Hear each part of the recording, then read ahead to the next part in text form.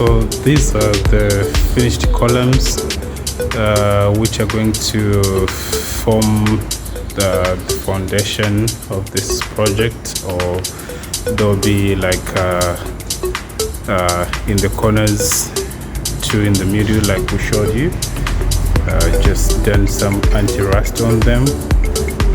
Probably gonna do some more coats. And this one right here is going to run across just there, going to the corner there.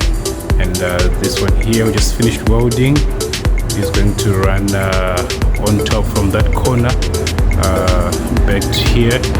And the one I'm busy fabricating now is also going to run from that corner all the way to the door there. Then there's going to be another piece running that side, following suit all this other side. So yeah, it's a good thing. Love it. Slowly but surely we're getting there.